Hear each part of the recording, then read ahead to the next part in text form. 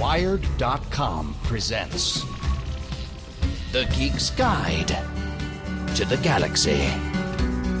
And here is your host, David Barr Kirtley.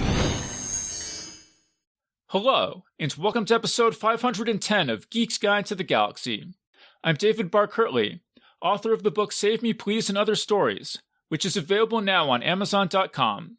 We had a great conversation about the book back in episode 500, so definitely check that out if you missed it. And I want to give a special thank you to Chip Hauser, who just gave the book a 5-star review on Amazon.com. It says, "This is an excellent collection. Kirtley's stories are each unique, and each is exquisitely crafted. His plotting is clean and intentional. He is familiar with the history of the genres and makes clever plays on many tropes. He constantly surprises with unexpected turns and resolutions, and his prose is infused throughout with thoughtful observations and good humor. This book reads like a collection of classic science fiction and fantasy, and bonus horror, that I've somehow missed for decades.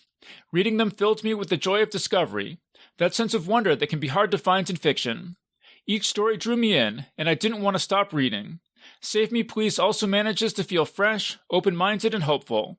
It's masterful, and I can't recommend it highly enough." So big thanks again to Chip Hauser for that great review. And our guest today is Ben Burgis. His short fiction appears in magazines such as Tor.com and Giganotosaurus, on podcasts such as Podcastle and Starship Sofa, and in books such as People of the Book, A Decade of Jewish Science Fiction and Fantasy. He also teaches philosophy at Rutgers University, hosts the podcast Give Them an Argument, and writes a regular column for Jacobin magazine. And we'll be speaking with him today about his career as a fantasy author, and about his nonfiction books Give Them an Argument, Logic for the Left, Canceling Comedians While the World Burns, a critique of the contemporary left, and Christopher Hitchens, What He Got Right, How He Went Wrong, and Why He Still Matters. And now here's our interview with Ben Burgis. All right, so we're here with Ben Burgis. Welcome to the show. Hey, thank you so much for having me on. Okay, so how did you get interested in fantasy and science fiction? I guess growing up, I mean, it's stuff that my dad read a lot, so it was always around the house. I mean, that's probably not a very interesting answer, but that's probably the honest one. So, like, what kind of stuff was around the house? I mean, there's a pretty broad range. I mean, I'm trying to think like specifically, but like I don't know. I mean, I could remember like Harry Harrison, like some of those books. Some of those books being there. Robert Asprin. I can also remember some classic stuff like Heinlein, things like that. So I mean, it was always kind of around from pretty early on. Actually, Robert Asprin was my favorite author when I was in elementary school, so I talk about that a lot. Nice. So, like the myth books with Robert Asprin, or did you read any of his other stuff?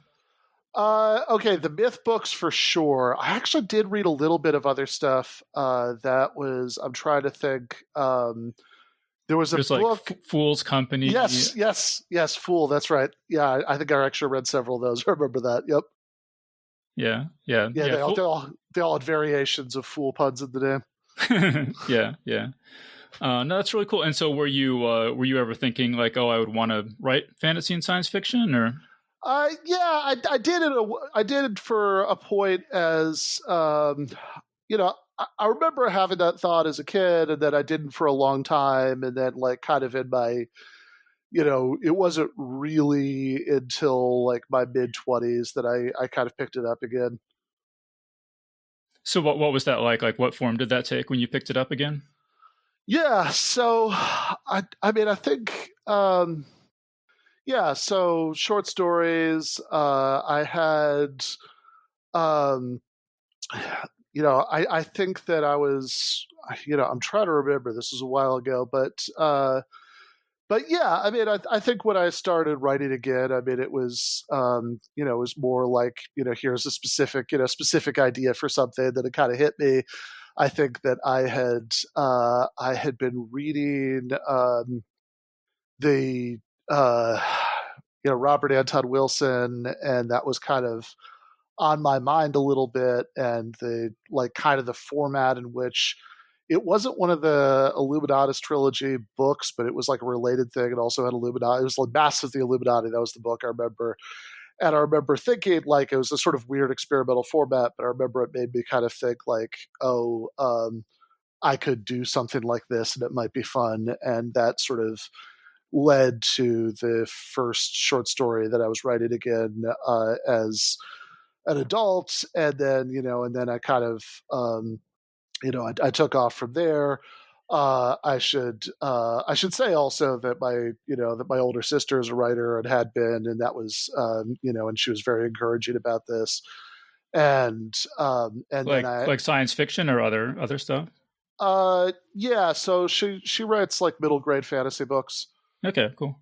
So, and then this is like 2005, and I had, and then I actually went to the Clarion West Writers Workshop the next summer. So, what was your Clarion experience like? Oh, it was great. I mean, it was like very.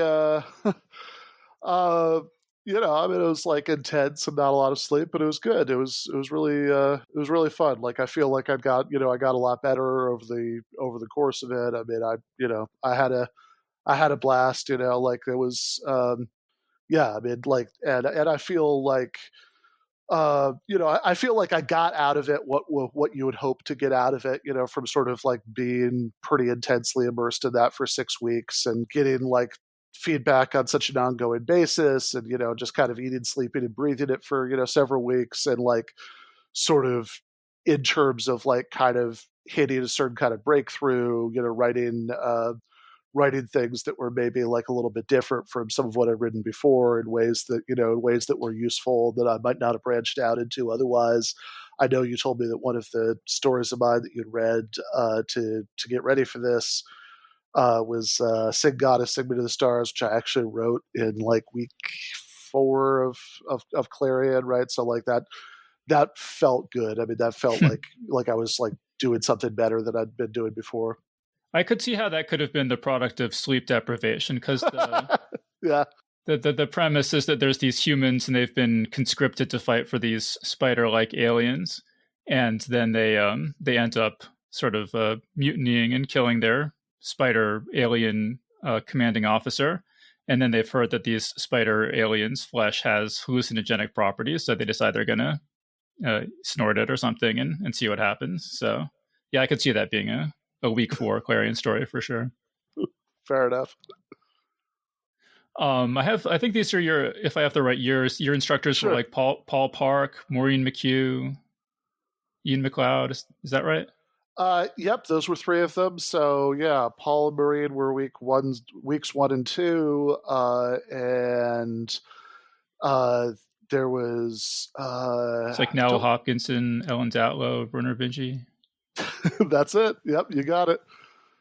So does anything they said stick out in your mind, or kind of any experiences or anything stick out in your mind? Yeah, I mean, I think that, I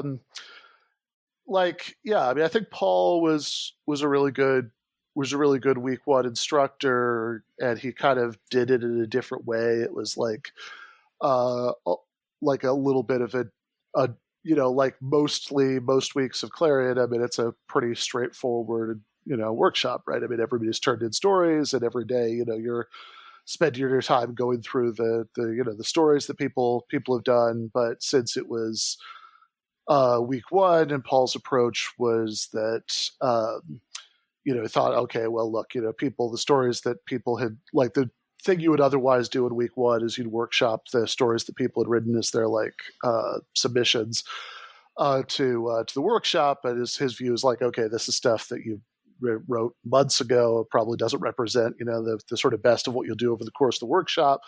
And so he had people go through a lot of exercise, like different kinds of writing exercises. He had he did a lot of reading out loud, like anonymous stuff, and and reading out loud things that were like kind of exemplars for certain kinds of good writing. And that week definitely sticks in my head very vividly. And then I think I think Marine in week two, I think was also just very, I think she's somebody who has spent a lot of time thinking about prose style, and I think she was really good for that. So yeah, I think both of those first couple weeks, are, maybe because they were the first couple weeks, but I mean, I think those are probably the kind of biggest thing that sticks in my head from, the instruction end of that summer. And then you had such a good time with Nowell Hopkinson that you decided to do the Stone Coast MFA so you could have even more Nowell Hopkinson. Yeah, that's true. That's true. I actually did. Yeah, she was my first. She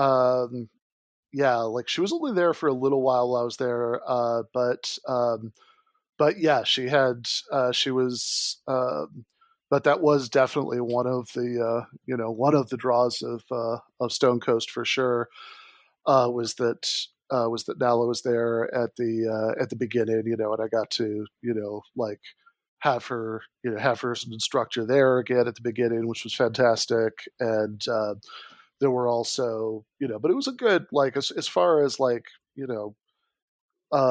genre fiction writers. I mean, Stone Coast was good for that. I mean, there was also, James Patrick Kelly was there, the Kelly Link was there. So yeah, Stone Coast was really positive also. So were you thinking at this time, I want to be a professional science fiction writer, or were you thinking of being a professor or something else, or kind of what were your goals at that point? Yeah. So at this point, my thought was that I really wanted to write in sort of a professional way, but also as I kind of looked around, it seemed to me that when you got right down to it, there were very, very few people who would consider to be professional writers who really that was all they did for a living, right? So, in my experience, obviously I know there are exceptions to this, whatever, these were also, I'm reporting my, impressions from a long time ago, but yeah, in my experience, it seemed like most people that I knew or knew of who were, quote unquote professional writers who weren't, Stephen King, were either they had what it meant that they're a professional writer was that they had a day job teaching writing, or they had a day job that involved some other sort of writing, right? That the fiction wasn't really the only sort of source of income, or that they legitimately the sort of only income they brought in was fiction, but they were married to somebody with a more standard job, and so kind of looking out at that landscape, right? I should say I was already in graduate school, when I started writing again, but even though during those years, I mean, that's definitely where the sort of bulk of my passion was for writing fiction. I also thought okay, everybody who does this practically, right, with relatively few exceptions, has some sort of day job, and it's, you could do a whole lot worse than being a university professor. And so you were studying philosophy, and Yeah. Part of the reason that I wanted to talk to you is because we have a lot of interests. I'm also interested in politics and philosophy, and two of my favorite authors are Philip K. Dick and H.P. Lovecraft. Oh, yeah, right. So I saw in your bio that, and it seems like there's a lot of, I feel like a lot of people who are interested in philosophy are kind of, and also interested in fantasy and science fiction and horror are kind of drawn to Philip K. Dick and H.P. Lovecraft in particular. Yeah, no, for sure. I mean, that makes a lot of sense. Yeah, that's that is a very old bio, but I do still like those guys a whole lot. Yeah, and I think that, I mean, obviously in Philip K. Dick's case, he is pretty directly and unabashedly engaging with philosophical topics, very directly, quite a bit of the time, and I actually, so my at Stone Coast, they did what was called a third semester project, where you didn't have to write an academic thesis, but that was one of the things you could do for it, right? Basically. you could write like a long academic paper, or there were like all sorts of different substitute projects that people did instead of that.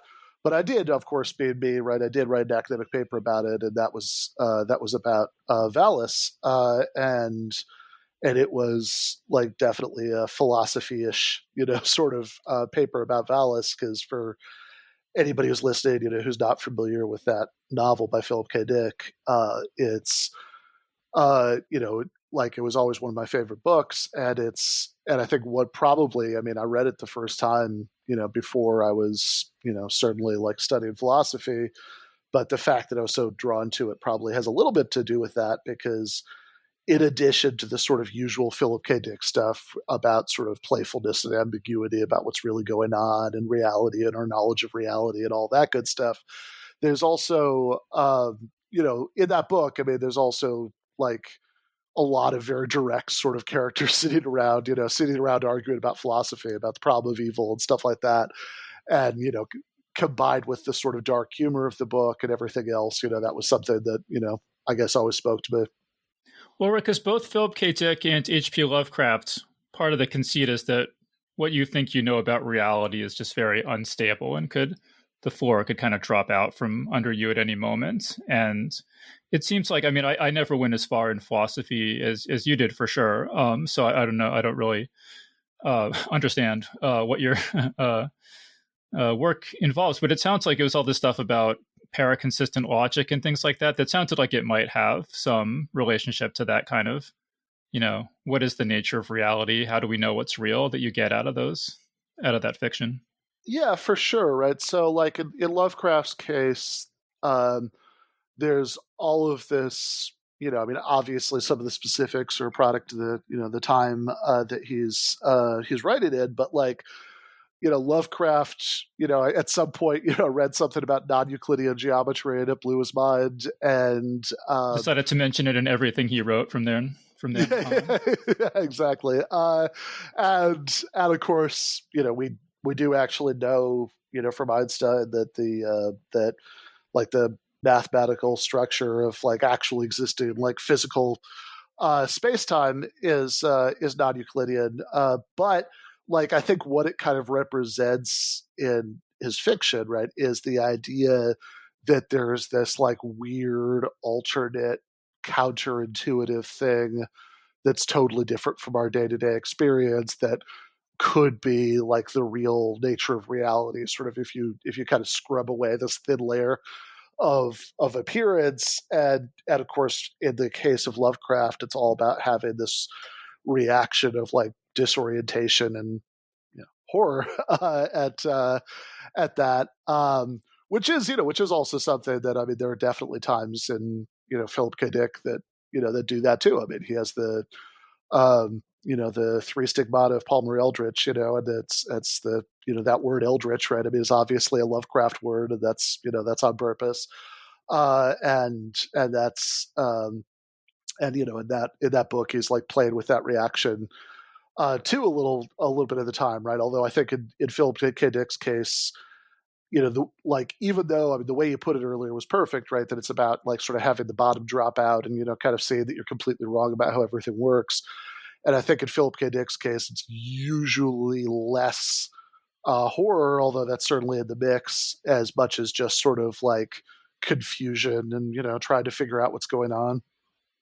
I mean, the three stigmata of Palmer Eldritch is probably my favorite Philip K. Dick book. I'd have to think about it, but it's certainly one that really, really stuck with me. And the story I heard was that he wrote it and then he never copy edited it because it scared him so much. He never wanted to go back and read it again. So that definitely sounds like a Philip K. Dick thing. That I mean, I think I also remember that the Man in High Castle, that he like actually has some notes or wrote some scenes, I think, that are anthologized. And there's a book called it's just called like Literary and Philosophical Essays or something like that by Philip K. Dick. And that includes, I think, some like a little fragment that he had written for a sequel to Man in High Castle. But I think one of the reasons supposedly he didn't do that is it just like disturbed him too much to be kind of immersed in the thinking about the Nazis and and all of that. and I wouldn't be surprised. I mean, I hadn't specifically heard that, but I wouldn't be surprised about the Three Stigmata of Palmer Eldritch. I mean, I think supposedly I remember reading years ago, Lawrence Sudan wrote a big, thick biography of Philip K. Dick called Divine Invasions, and in there, I think there's a claim that he kind of got the idea because of some, like, this is before I think he had a serious drug problem. Like, I think he just just some, wacky 1950s prescription drugs he was taking, that he had like a hallucination of like a metallic face in the sky, and that's what inspired that book. Yeah, it's been a while since I read Philip K. Dick bio stuff, but that sounds about right from what I remember. Yeah, my all-time favorite Philip K. Dick hallucination / religious experience, by the way, is one in the I want to say like the late 70s, where he's like there's like a giant like disembodied eye, and the voice of God is telling him that he has to like stay clean and like not use drugs, and he says, okay, just weed, and they said and God says, that's okay, that's not what I mean.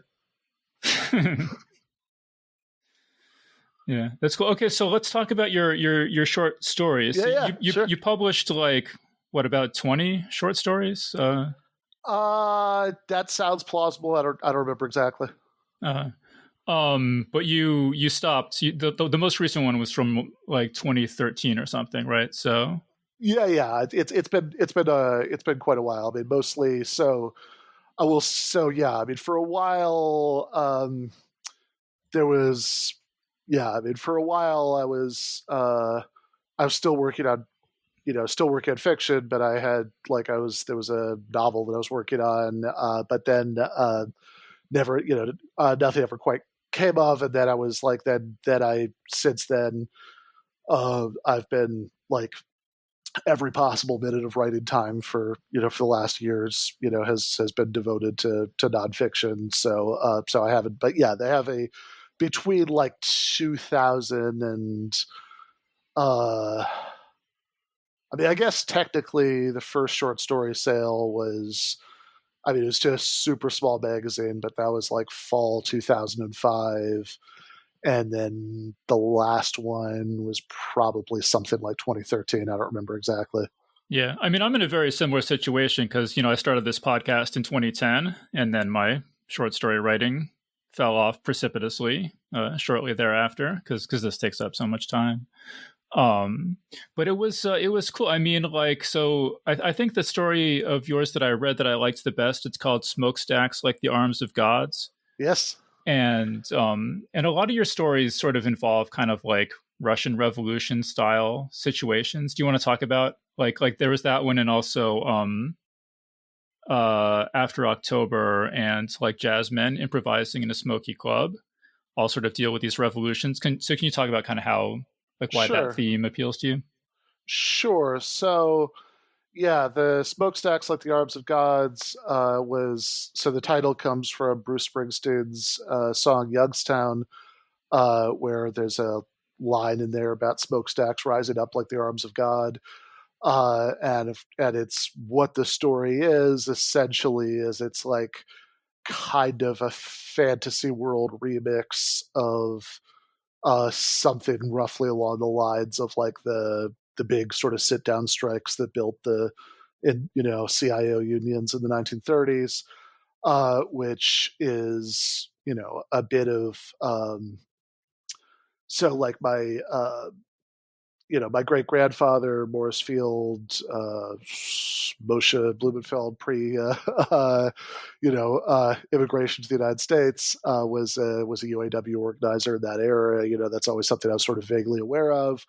And yeah, I mean, in general, I mean, I've had leftist politics since before I started writing, and like those have always been strong interests of mine, and those have definitely come out. I mean, this is, as I said, I mean, part of the reason that I'm not writing short stories now is that most writing that I do now on a is like Jacobin magazine, right? So that's the the politics have stayed pretty consistent.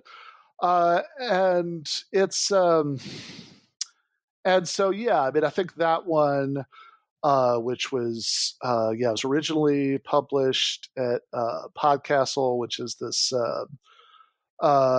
is a fantasy like short story podcast, and then it was actually reprinted at Jenny, which is the is or was, I don't know, it's been a long time, but the like literary journal at Youngstown State. Which they obviously liked it because of that connection. And I should also say, in terms of the family history part, that my mom grew up in Youngstown at the at the time when it looked like something out of a dystopian movie in a different way, because it was because like everything because the steel mills were just pumping grime into the atmosphere all the time, every day, and like everybody was like living there was like smoking a pack of cigarettes every day. And then we go there pretty regularly to visit like my grandparents there at a time when I was growing up, when of course it had the opposite problem, that the mills had closed, and it was like it looked like a different kind of dystopia, something more like RoboCop maybe. And well, let me just explain. So in the story, there's this factory. It's like in this fantasy world where there's humans fighting goblins, and they have some sort of winged monsters as the guards at the factory. And so it's kind of this interesting juxtaposition of these familiar fantasy elements with the idea of like a factory and a strike and those kind of things. You don't really see characters going on strike so much in fantasy novels typically. Yeah, no, you definitely you definitely don't. I think that it's in fact, I think that if anything, I think a lot of fantasy fiction is sort of about either kind of and obviously these are incredibly broad generalizations, but still, like, I think some very familiar types are either about sort of like high politics within, within feudal systems, or sort of essentially upward mobility stories, right? That the about somebody from from humble backgrounds, rising the social ranks of their society, and then collective struggle. I think is something you definitely just don't. You just don't get a lot, in that medium, or for that matter, really in science fiction. Although you see it more there, but even still, not that much.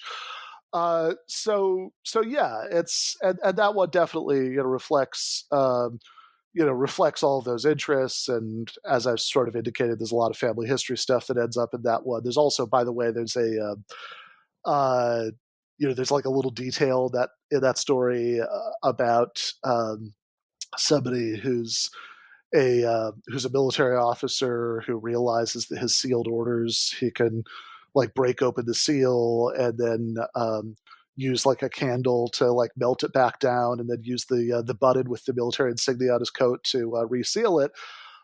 Which I was once told, I won't say who, but in a workshop, was an unrealistic detail, because it was so it was so ridiculous that like it's such an obvious hole in the system. But that actually comes directly from my other grandfather's experience in World War II. So as recently as the 1940s, the U.S. military did in fact have that exact hole in their system. Could I ask you, so Smokestacks Like the Arms of Gods was apparently the first original story that Podcastle ever published rather than reprints. I was just curious, how did that come about? Right. How did that come about?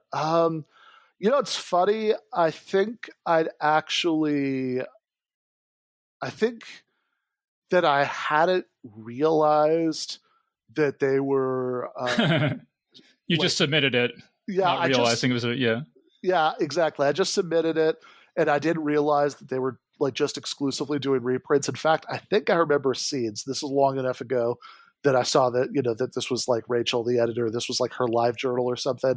That this is that dates the era when all this happened. But I think I saw like I think I'd submitted it, and I think a while later I saw on her blog she'd like she'd posted something about how she didn't understand why people kept submitting, unpublished stories because it's like really just a reprint market. I was like, oh well, I feel dumb now. And then like the next day, I got an email from her saying, okay, but we'll take this one. So that was nice, but there's no strategy involved there whatsoever. Okay, so let's talk about your nonfiction books. Yeah. So there's one called Give Them an Argument, Logic for the Left. There's Canceling Comedians While the World Burns, and one called Christopher Hitchens, What He Got Right, How He Went Wrong, and Why He Still Matters. So I guess let's start off with the Canceling Comedians While the World Burns. So why did you write that book? Extreme frustration. So honestly, the much more so than the title of anything else I've ever written. I mean, that title itself is kind of is sort of an effort to grab people by the collar and be like, no, seriously, like let's stop doing this stuff. It's a little bit of a middle finger, but it's essentially there were a whole series of incidents that convinced me that a lot of people who shared my political commitments, who had basically the same goals that I did, who want society to change in the same ways that I do, had kind of fallen into this strange, unhelpful, moralistic way of seeing politics that is, in practice, I think much too much about kind of policing individual virtue or signaling individual commitment in ways that I think make it unnecessarily hard for us to appeal to a lot of ordinary people who might otherwise be drawn to a left-wing program. So the book, and I think a fair criticism of the book is that it's like biting off a lot of different subjects, but I think that in a sort of very quick way. But I think that like what all of those different subjects have in common to me, from my perspective, is that they're all sort of symptoms of the same pathology, of the same kind of tendency to make left-wing politics less a matter of meaningfully trying to change the material world and more a matter of performing individual commitment and sort of morally evaluating other people as individuals. Yeah, I thought the book was really good, and I'm really concerned about cancel culture. It seems really bad to me. And just to explain what I mean by that, I just mean, people who have, done ordinary level bad things, or maybe who have done nothing wrong at all, and this sort of technologically empowered mob comes for them and really makes their life miserable and makes people afraid to associate with them, even people who don't think that they did anything wrong. That just seems like a huge problem to me and just very obviously bad. But there's, like you say, there's a lot of people who just say, oh, cancel culture, it's not real. It's like just consequences and blah, blah, blah. And I thought you made, and they also say like, oh, it's not that bad getting canceled. Like, the people, they're all just fine. And I totally disagree with that. But I thought you made a really good point in the book, which I don't remember ever seeing anyone make explicitly before. But you say like, okay, by that logic, if you think that being canceled isn't that bad, or doesn't, isn't that effectual, this is something that like, it makes everybody hate us so much. And if you also think it's not working, it doesn't do anything, it doesn't inconvenience the targets anyway, like, why not just stop doing it? Like, it's just so overdetermined at that point to just not do it, to not, shout down speakers or try to get comedy specials pulled or, just all these things like that. Yeah, exactly. I mean, if it doesn't actually have any benefits and it has this clear downside, that seems like a pretty easy calculation. I'd also point out that there's this weird tension between two things that people often say both of, which I think you both, you accurately summarized both of them just now, which is on the one hand, we're talking about accountability and consequences. And on the other hand, it's not that bad. It's like, well, okay, if it's not that bad, maybe this is saying what you just said a different way, but if it's not that bad, there's, where's the accountability and consequences come in? Yeah. And one of the blurbs that really jumped out at me from on your book, it's from Lee Phillips, and it says, I just hope Burgis doesn't get canceled himself for writing this utterly essential book. I was just curious, how do you feel about that? Do you worry about getting canceled yourself? Not too much. I mean, I think that in a sense, like, I I mean, a lot of people did get mad about the book, although I will say it's pretty funny because from what I could tell, like 98% of people got mad about the book, never cracked it open. They just, of course, yeah. They just kind of got mad at the title, the sort of general vibe they got of what the idea was.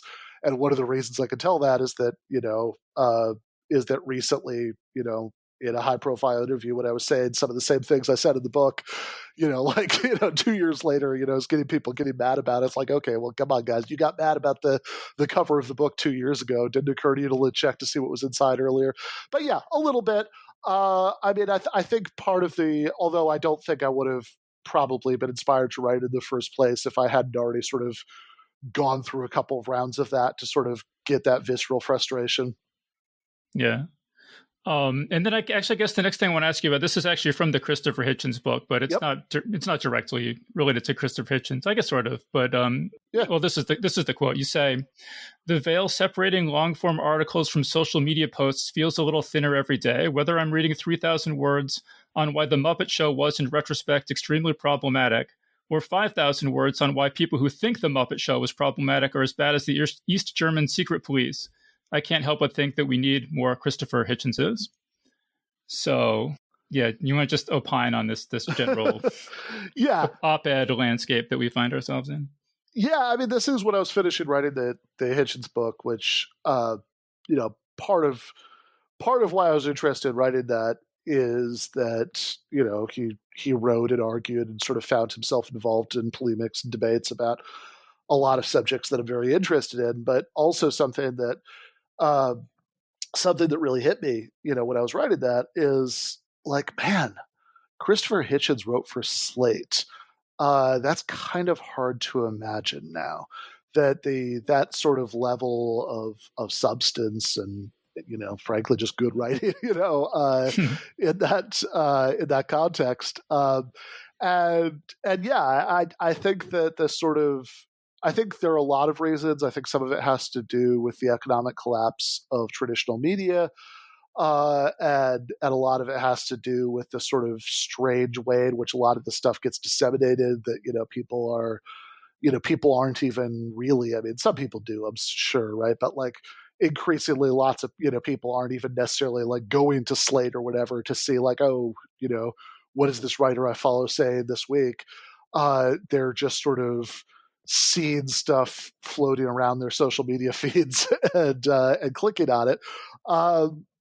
And so things are written for that. And also because the economic collapse, people have to write a lot very quickly. And I think the effect of that is, not great. I think that you're just going to get better writing, more interesting writing, more, better arguments based on a little bit more time to reflect and a little bit more of an assumption of an audience that is going to kind of take a minute with what you've written and not just form a snap judgment about it. Well, with this Muppet Show is extremely problematic thing specifically, I really like that example because it just seems like increasingly you have two options, two flavors. You can get the people who are going to say everything is problematic no matter what, or the people who are going to say nothing is ever problematic no matter what. Yes. And this is just completely, it's like having, it's like if you went to the drugstore and there's two pregnancy tests and one always tells you you're pregnant and one never tells you you're pregnant. Because it's completely worthless as a pregnancy test. The whole point of, commentary is that it conforms to reality somehow. And so, you want someone who's going to call balls and strikes, who's going to say this is problematic and this isn't. And if you know ahead of time what they're going to say, what is the value of that at all? I was just, as you were saying that, all I could think is that sounded like a detail from a Philip K. Dick novel that they would actually have this pregnancy test, right? I could just imagine the dialogue between the man and the woman in the novel about, it's like, no, I got the one that said, you're always pregnant. I think that's exactly right. I mean, this is, kind of parallel to something I say in Canceling Comedians in the opening chapter, which is the one that's actually about comedy, about how the culture war has been terrible for stand-up comedy as an art form, right? Because whether you're doing the sort of Hannah Gadsby style clapter right? That you sort of want to be commended for your moral virtue as much as inspire laughter, or you're doing the sort of like cheap pandering, you can't tell a joke anymore stuff that, like, frankly, even a lot of really good comics do a lot of now. Either way, it's really bad for it. I mean, right? I mean, like, it's going to be, I don't know, I always think, like, Norm Macdonald is probably like the better positive model here. Like, I just can't imagine him reacting one way or the other, within set to whatever anybody had said about it, because that would like break character too much. But yeah, no, I think that's exactly right. I mean, I think it's like, if you're pandering to one side or the other of the cultural forever war, then like it's just not going to be conducive to saying anything very insightful or memorable. Yeah. I also want to mention this. This is a quote from one of the books. You say free speech concerns are legitimate when cancel culture intersects with the semi-feudal structure of largely non-unionized American workplaces, or the silencing powers of the corporate oligarchs who control so many tech platforms. And of course, this really jumped out at me this week because as we're recording this, Elon Musk announced that he's going to try to do a hostile takeover of Twitter. And it's just been really interesting to see a lot of people who for years have been saying there are no free speech concerns with social media, they're private companies, they can censor whoever they want. Suddenly, this is like the end of democracy when someone who is going to be potentially censoring things that they like rather than that they don't like.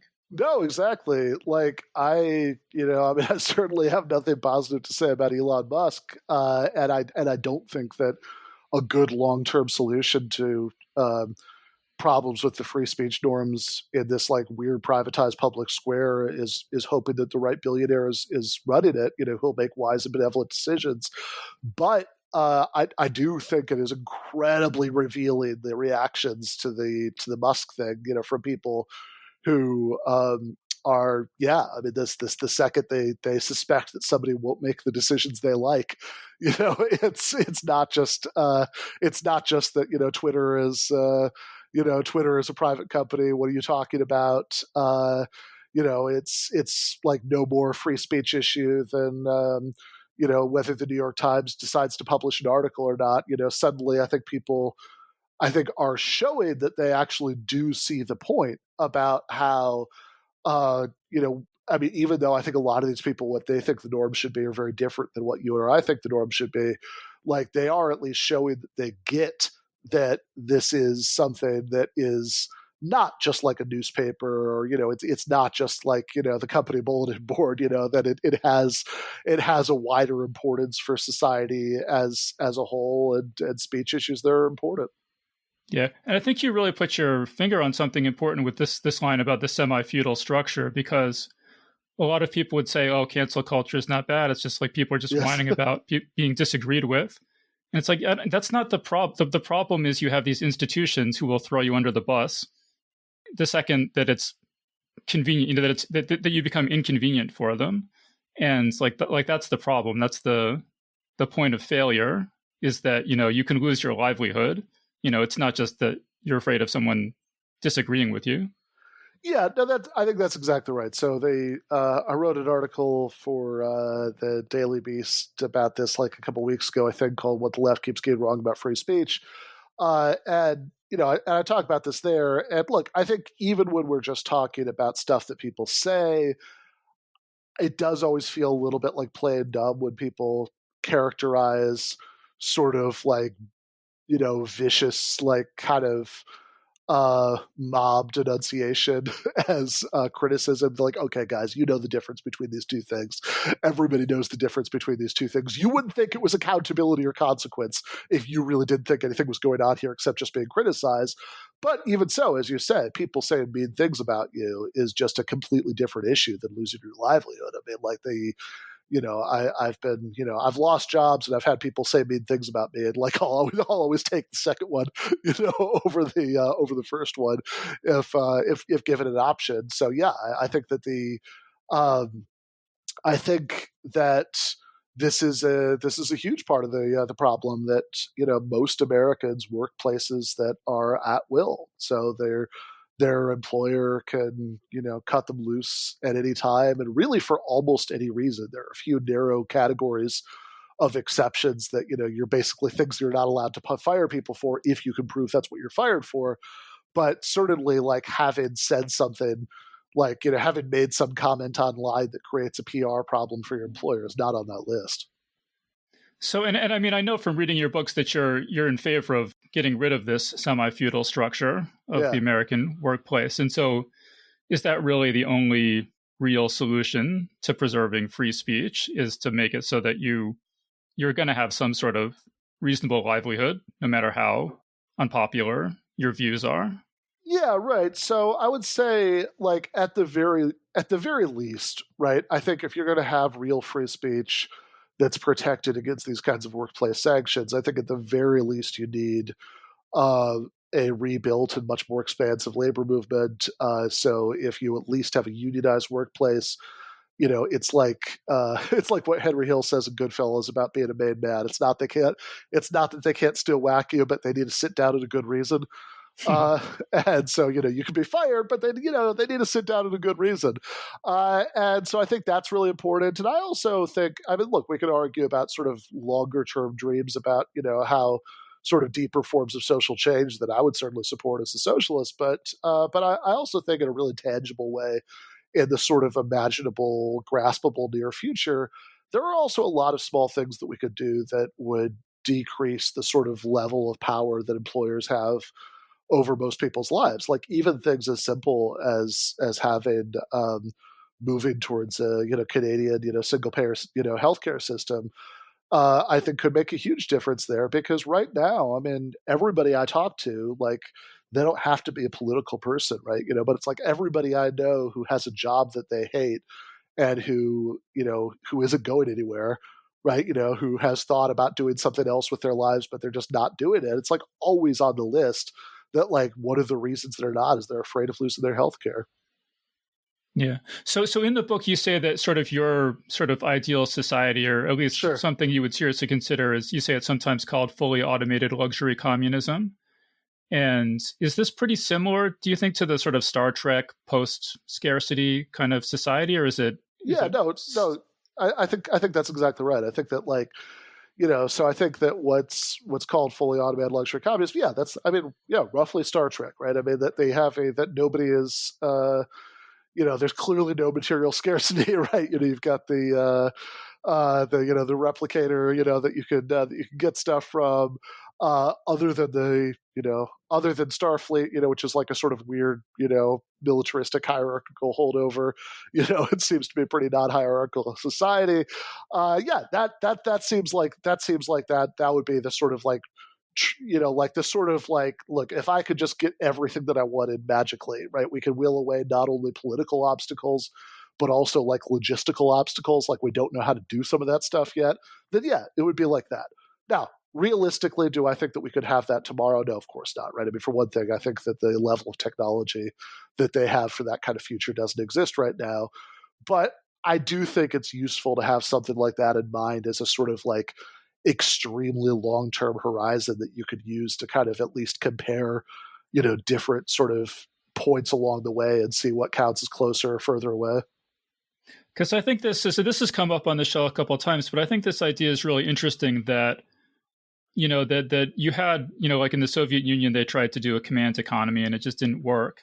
And that a market economy is better because there's sort of more information being spread, and it doesn't require a central planning office to know everything that they can't know. But then the idea is, well, wait, if you had some super advanced AI, could a super advanced AI run a command economy better than a market economy? Because it would sort of level the playing field in terms of the information being spread around, but it would also it wouldn't just be sort of the vagaries of capitalism, but it could be directing things for everyone. The AI could be directing society for everyone to flourish. Yeah, I actually just wrote for Current Affairs a review of a novel by Francis Spufford, which is about exactly this. It's called Red Plenty, which, for anybody who's not familiar with it, it came out several years ago, but I just wrote this review essay about it for Current Affairs.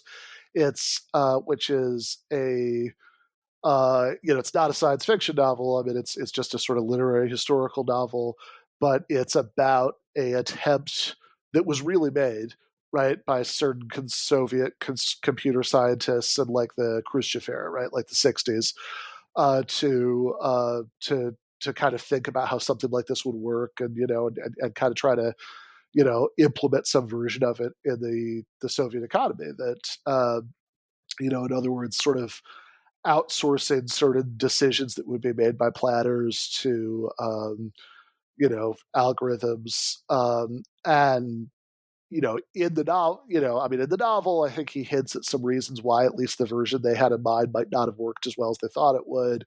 I mean, it ends up getting kind of like the idea ends up getting kind of bureaucratically squelched anyway. And I go into this in the review, but yeah, I mean, I don't see any reason to rule that out, right? I mean, like I think that the only honest answer right now about how far future technological progress could like take us in that regard is we don't know. In terms of, but I would say that in terms of like right now, if you're just like, okay, if we could will away just the political obstacles, but not the logistical ones, like what could we have, right now, like 5 minutes after capitalism, without waiting for, AI to get that good. I think that, I think that one thing, 2 points I would make about this just really quickly are: one, I think that I think the experience of actually existing social democracy, your Swedens and Norways and Denmarks, show that even if we don't know how to have an efficient economy that's entirely planned outside the market, there are, we do actually know how to have an economy with much bigger sectors that are planned outside the market than anything we're familiar with, like certainly here. That, I mean, like healthcare is an obvious case, like I think there are, like, I think you could take, bigger chunks of it outside of the market if we're not really talking about like consumer goods without running into some of those Soviet style problems. And then the other thing is, okay, let's say you do still need a market sector while you're waiting for the technological singularity to happen. And I would say, okay, but does it have to be it doesn't have to be a market sector with like regular, capitalist corporations like we have right now. I mean, at the very least, could we have, worker cooperatives, and I think that like the experience of like Mondragon in Spain, which is a, very big, very successful federation of worker co-ops in the Basque Country of Spain, makes me think that there's like more room there than I think we sometimes acknowledge in these discussions. Yeah. All right. So I have one criticism for your books. Sure, let's do it. Maybe potential criticism. I'll be curious to hear your response. But so you say, one of your problems with the left, you say a left that only knows how to shame, call out, privilege check, and diagnose the allegedly unsavory motivations of people who disagree with us will lose a lot of persuadable people. And this is one of the things that really does sort of bug me is this sort of mind reading where you're like, oh, I know that this person is not just somebody that I disagree with or, has a different model of the world or different priorities or something, but I know that they're malicious and insincere in what they're saying. Yeah. And so it seems, it struck me a little odd in some of your books, sure, how you refer to some of these people that you disagree with. And this is funny, but I'll read some of the list. Sure. As a toxic propagandist, a reactionary blowhard, reactionary buffoons, a pair of ghouls, a rather odious right-wing hack, and a right-wing propagandist with very little interest in honest journalism. And I'm just wondering if you think, like, what is the strategic value of those kinds of descriptions? Yeah, no, that's fair. Yeah, well, I mean, I think some of those, of course, individual judgments, as you're reading them, I remembered who I said them about, and I think I would defend, but I do take your more general point, right? That I have, I think like I try to be generous within a broad range, but like there are certain figures who I don't try very hard to be generous about, right? And I have I mean, Tucker Carlson is the person, the first of those I remember applied to. And yeah, maybe there's some legitimate room for criticism there. I mean, I think that they, I think you have to evaluate it like a little bit case by case, And I also think context matters, like in the in the case of the Tucker Carlson dig at that you're quoting at the beginning of that list, the context of that is it's from canceling comedians, and it's sort of the project there is definitely like intra left criticism, right? Here's what I think the left is doing wrong, and so I think there's probably a little bit of an instinct when I start talking about Tucker there to just be like, yeah, I don't like this guy either. That's not my point, right? Because I was talking about the context of that passage was about these clips that he had played on his show from the 2019 DSA convention. And part of the point I'm making is like, look, I mean, this guy clearly has an agenda. And you could accuse him of cherry picking, the worst moments, et cetera. These were all fair criticisms. But also, this isn't made up, and we need to talk about why people are acting this way because it's misguided. And so, in that context, it's a criticism that's very much addressed not to Tucker Carlson fans, but to other leftists. And I think that is a little bit of a I don't like him either. But let's talk about the thing itself. So in that context, I think it might be a little bit more defensible. Also, I think Tucker Carlson really is very bad.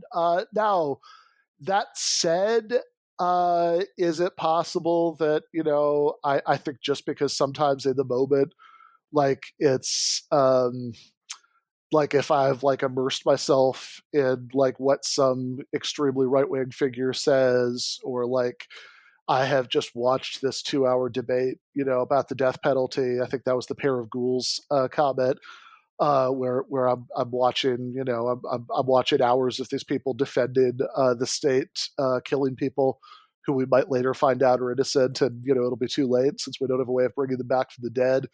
And I'm kind of letting my immediate like sort of visceral moral reaction to that color the way that I write about them, and that might be a rhetorical mistake in some of these contexts. Yeah, I think that's possible sometimes. I think I think there might be if nothing else, less is more sometimes when it comes to that kind of thing. And it's and even if the substance of the judgment is one that I'd stand behind, sort of like being quite that expressive about how much I don't like them.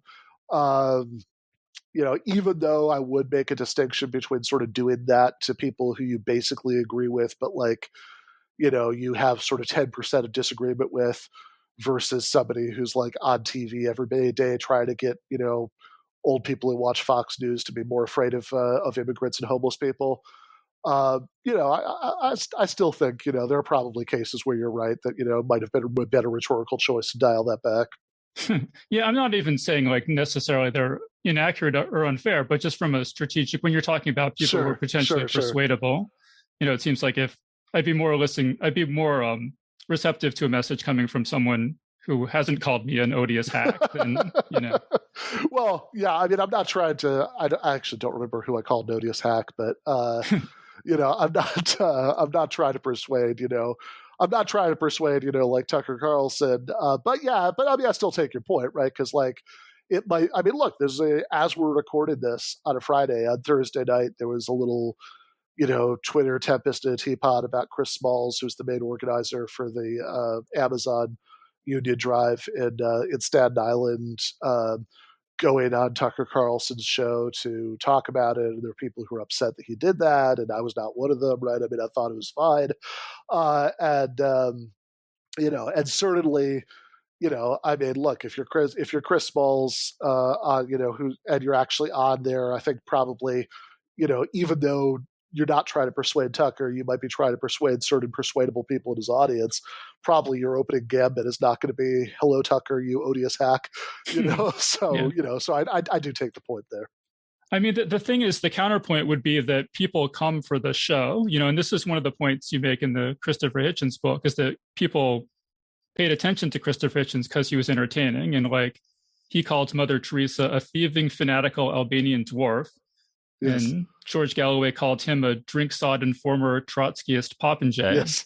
And that attracts attention. So, I mean, you could argue, well, whoever I alienate by insulting people, I'm doing more good by attracting attention, which is going to get my message out there. I mean, you could argue that, and I think there's going to be some truth to that, but I also think you could easily take that way too far because, and, you know, I mean, I think about this because I'm somebody who I'll do, you know, public debates, for example, and, you know, it's not like, obviously there is a element I'm very aware of entertainment, right? I mean, that, you know, to people watching something like that, and you know, you want it to be striking, but also I think that we kind of have enough of the kind of public debates that you get when people are only thinking about that, right? You know, that they, you know, because if you're sort of like always going for the jugular every 90 seconds and like, and it's sort of in that mode all the time, I think that you're not really going to get through to people. And so, you know, I mean, I think there's a way of being like forceful on the substance without, you know, without just relentlessly being an asshole in your immediate mode of presentation. And I mean, in that context, at least, I mean, it's a balance that I do try to strike. Yeah. All right. So this is super fun, but we're pretty much out of time. So we're going to have to start wrapping this up. So do you have any other projects you're working on or any other things you want to let people know about? Yeah, sure. So the main project that I'm working on right now has to do with the discussion we were having earlier, kind of about planning and what kind of socialism might be possible at what time or whatnot, which is a book that I'm co-writing with Bhaskar Sankara, the editor of Jacobin, and our friend Mike Beggs, who's an economics professor, which, because Bhaskar is a Jay-Z fan, it's called The Blueprint. But it's basically about what a sort of realistic socialist society might look like. Again, that's for Verso Books. It's probably not going to be out for, you know, I mean, at best, like late 2022. But you know, but that is in the works. Do you think you'll ever write any more fantasy and science fiction, or you've kind of moved on to other stuff? Yeah, I'd like to. I mean, I think about it a little bit now, you know, just because like it's sort of, you know, there's a little bit of the grass is always greener thing, you know, that like if you're sort of trying to get yourself to work on whatever you're supposed to work on, and give a moment like, man, I haven't written a short story in a long time. That'd be fun, right? But yeah, no, I ideally I would like to go back and write more fiction at some point. I mean, right now, like the nonfiction writing commitments like take up kind of more time than I have, but like, you know, at some point in the future, if I ever felt like I had a little bit more of a time balance, I think that actually might be fun. Yeah, well, I mean, I'd love to see more fiction from you because, like I said, the Smokestacks, like the Arms of Gods, I thought was really terrific, and it's online if anyone wants to check it out. It's the podcast, so definitely recommend that. But yeah, we're all out of time, so let's wrap things up there. So we've been speaking with Ben Burgis about his books, Give Them an Argument, Christopher Hitchens, and Canceling Comedians While the World Burns. So Ben, thank you so much for joining us. Yeah, thank you so much for having me. And that was our interview. So big thanks again to Ben Burgis for joining us on the show. Geek's Guide to the Galaxy is made possible thanks to support from listeners like you. So if you enjoy the show and want it to continue, please support us on Patreon over at patreon.com/geeks or via PayPal over at geeksguideshow.com/crowdfunding. All right, so that was our show. So thanks everyone for listening, and we'll see you next time. The Geek's Guide to the Galaxy is a production of Wired.com. For more information about the show, visit geeksguideshow.com. To learn more about your host, visit davidbarrkirtley.com. Music and voiceover produced by yours truly, Jack Kincaid. If you enjoyed this program, tell your friends. If you didn't enjoy it, tell no one. Thank you for listening.